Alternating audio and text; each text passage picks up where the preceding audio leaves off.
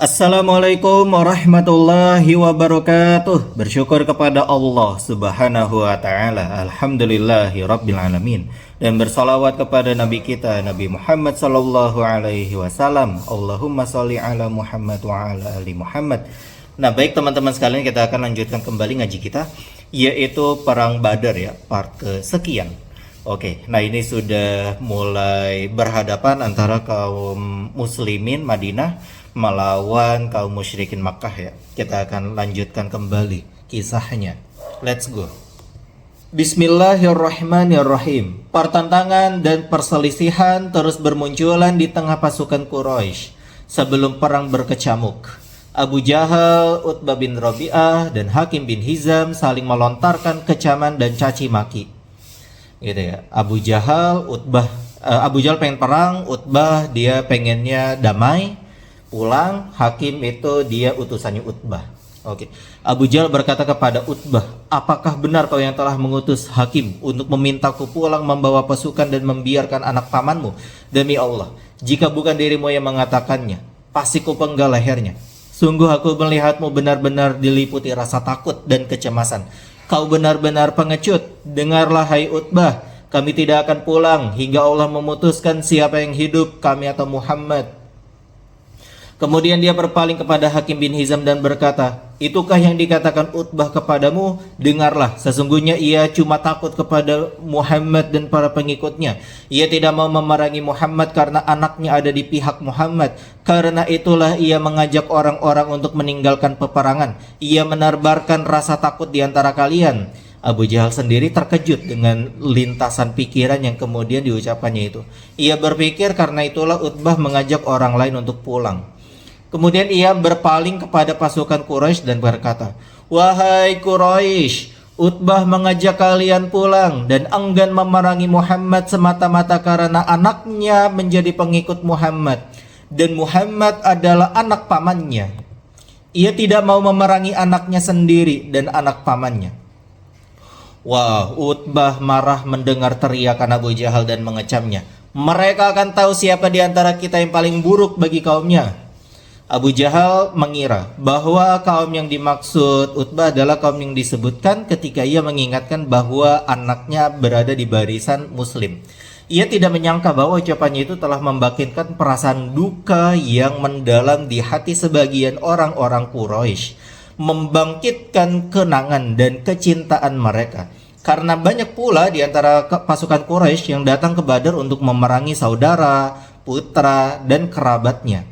Mereka menempuh perjalanan yang jauh untuk memerangi saudara dan kerabat mereka yang berada di barisan Muhammad.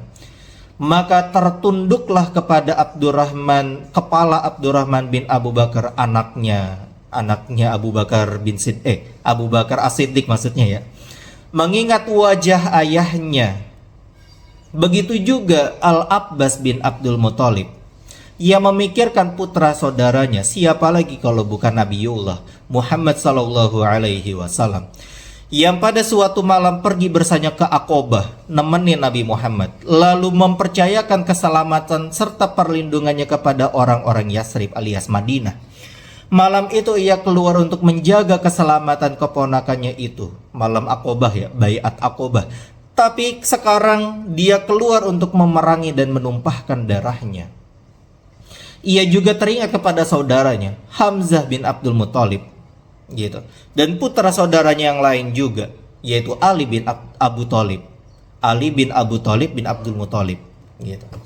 Dan setiap orang yang berada di barisan Muhammad dari Bani Muthalib dan Bani Hashim, hatinya amat berharap bahwa peperangan tidak akan pernah terjadi. Seandainya ia tidak mengkhawatirkan akan terjadi peperangan antara Abu Jahal bersama pasukannya melawan Bani Hashim, niscaya ia telah pulang ke Mekah sebagaimana Al-Akhnas yang telah pulang bersama Bani Zahrah. Umayyah bin Khalaf juga teringat kepada sahabat dekatnya Abdurrahman bin Auf. Keduanya bersahabat sejak kecil, kemudian dipisahkan oleh Islam. Ia melihat seandainya dua pasukan itu bertemu, lalu ia dan sahabatnya berhadapan sebagai musuh, mungkinkah ia dan Abdurrahman mampu menghunus pedang dan menebas kepada sahabatnya, menebaskan pedangnya ya kepada sahabatnya. Kaum laki-laki Bani Taim kepada kerabat mereka dari Bani Taim yang berkemah bersama Rasulullah SAW di mata air Badar. Bani Makhzum memikirkan saudara dan kerabat mereka dari Bani Makhzum yang berada di barisan Muhammad. Hampir setiap kabilah Quraisy mengingat kaum kerabat sekabilah mereka yang bergabung dalam barisan Muhammad Sallallahu Alaihi Wasallam.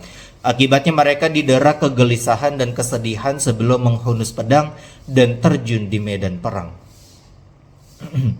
Gitu. Jadi pasukan Quraisy itu pada sedih gitu.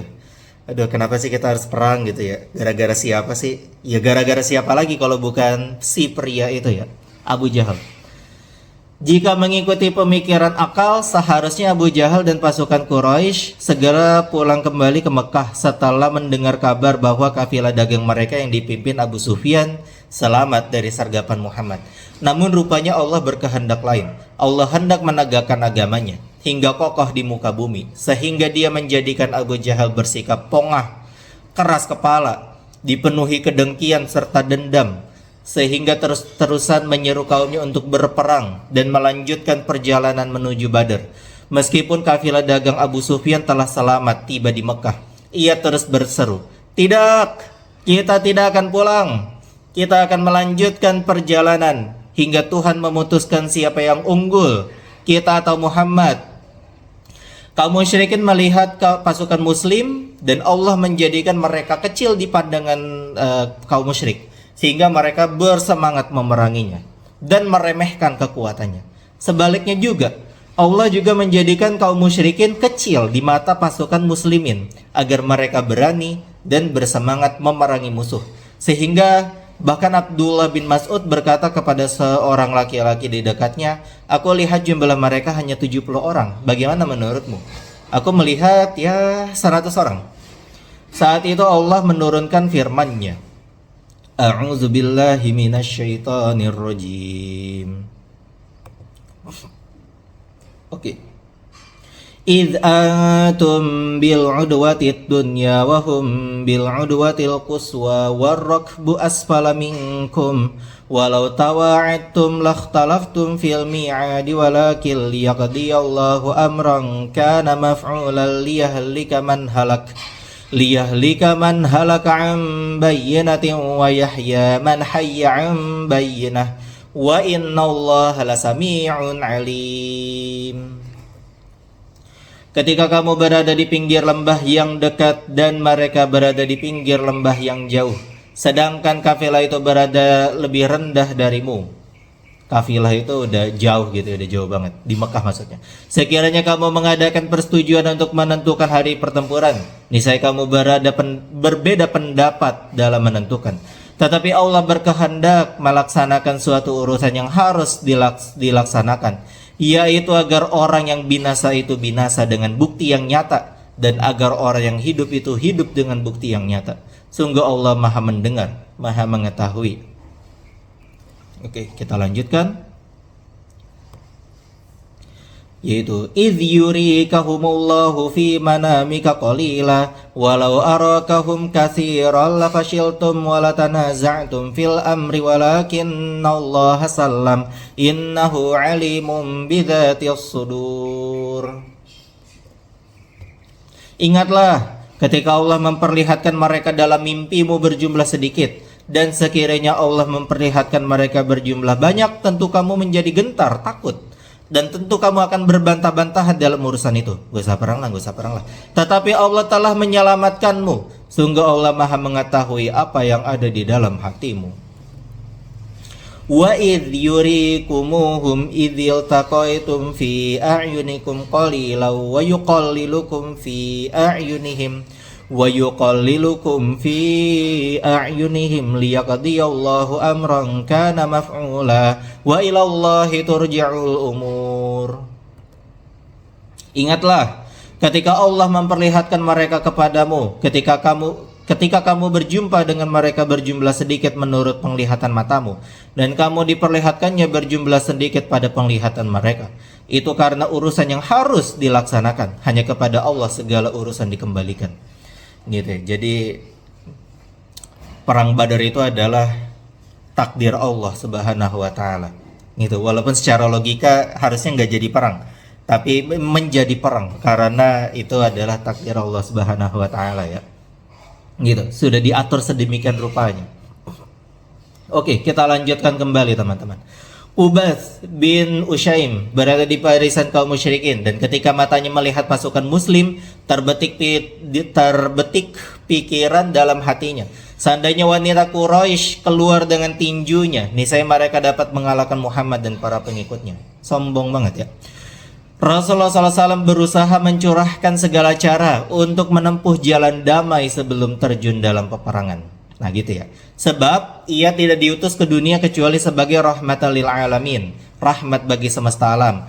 Maka ia mengutus Umar bin Khattab kepada kaum Quraisy yang merupakan pemuka mereka dalam urusan diplomasi di masa jahiliyah. Rasulullah SAW meminta Umar untuk menyampaikan pesannya kepada mereka, pulanglah, sesungguhnya aku lebih suka menghadapi orang lain selain kalian dalam urusan ini.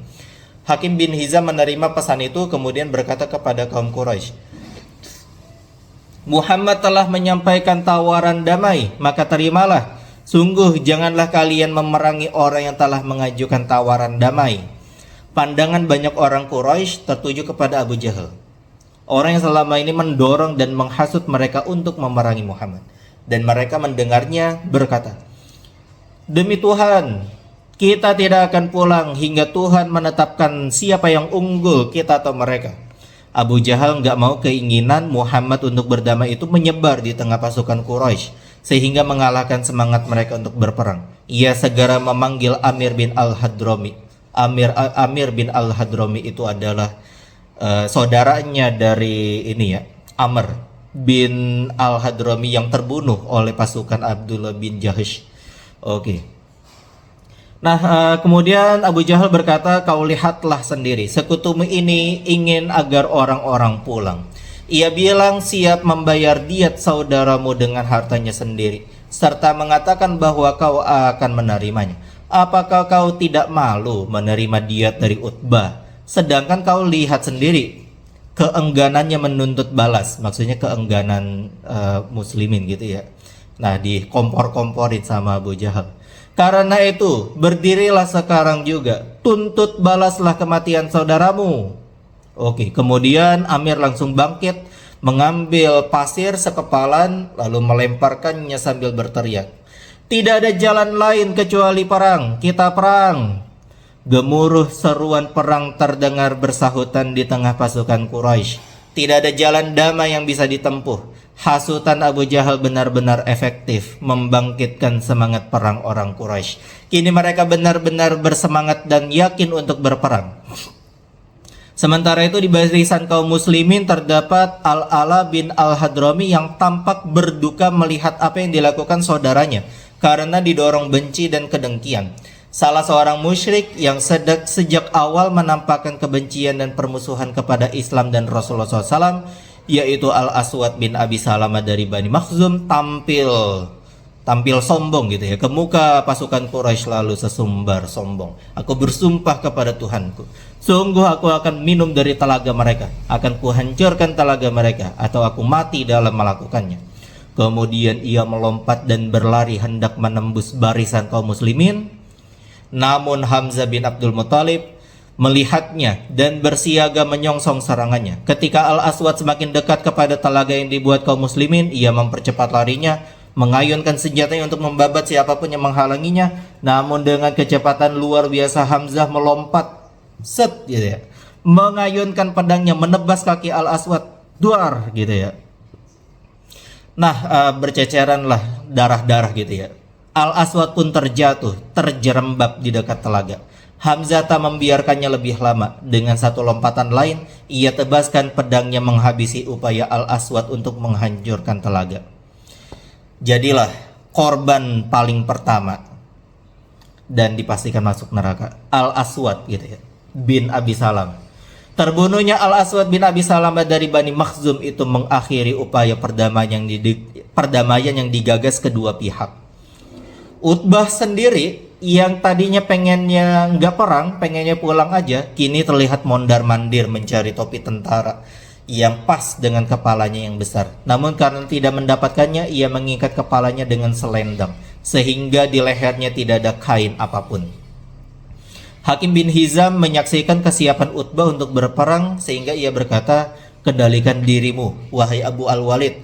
Jangan akhiri sesuatu yang kau sendiri memulainya." Maksudnya selama ini Utbah pengennya membujuk Abu Jahal untuk membawa pulang pasukan Quraisy, tetapi ia membatalkan semua upaya damainya dengan menjadi orang pertama yang menyerang. Utbah bergeming. Ia bukan pengecut. Ketika pasukan tak lagi bisa diajak menempuh jalan damai dan memutuskan untuk berperang, ia pantang mundur. Ia memanggil saudaranya yaitu Syaibah bin Rabi'ah dan putranya sendiri Al-Walid bin Utbah. Lalu ketiganya berjalan keluar dari barisan Quraisy, berdiri di tengah-tengah antara pasukan Muslim dan Quraisy, lalu duel gitu ya. Nah, duelnya kayak gimana? Ya, kita akan lanjutkan pada pertemuan berikutnya lagi ya teman-teman sekalian. Untuk ngaji sekarang sampai situ dulu. Kita cukupkan ngaji kita pada hari ini dengan membaca hamdalah dan doa kafaratul majelis. Alhamdulillahirabbil alamin. Subhanakallahumma wa bihamdika asyhadu an la ilaha illa anta astaghfiruka wa atubu ilaik. Wassalamualaikum warahmatullahi wabarakatuh.